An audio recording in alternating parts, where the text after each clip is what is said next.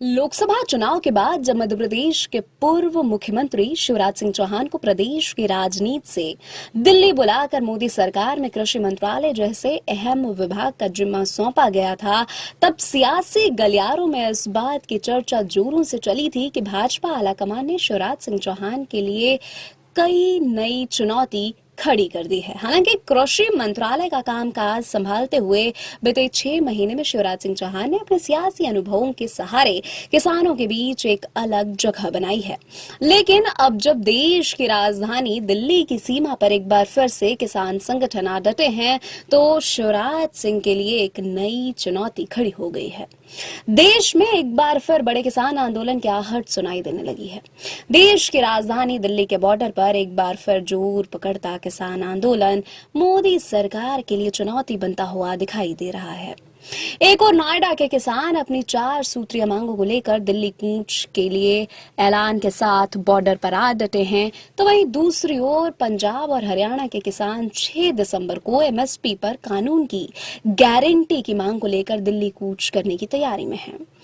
किसान संगठनों के आक्रामक रुख के बाद अब केंद्रीय कृषि मंत्री शिवराज सिंह चौहान के सामने एक अग्नि परीक्षा आ खड़ी हुई है।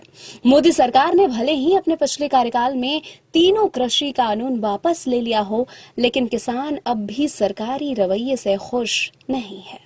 ऐसे में जब किसान का मुद्दा भाजपा के लिए हमेशा से कमजोर कड़ी साबित होता आया है, तब किसान संगठनों एक बार आक्रामक होने कृषि मंत्री शिवराज सिंह चौहान के लिए बड़ी चुनौती बनता हुआ दिखाई दे रहा है।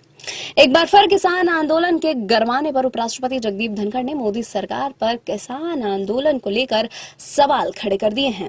मुंबई में आयोजित एक कार्यक्रम में उपराष्ट्रपति जगदीप धनखड़ ने मंच पर मौजूद कृषि मंत्री शिवराज सिंह चौहान से किसान आंदोलन को लेकर सवाल पूछते हुए कहा कि कृषि मंत्री जी, एक एक पल आपका भारी है। मेरा आपसे आग्रह है कि कृपया करके मुझे बताइए कि क्या किसान से वादा किया गया वादा क्यों नहीं निभाया गया? वादा निभाने के लिए हम क्या कर रहे हैं? गत वर्ष भी आंदोलन था, इस वर्ष भी आंदोलन है, काल चक्र घूम रहा है, हम कुछ नहीं कर रहे हैं। पहली बार मैंने भारत को बदलते हुए देखा है।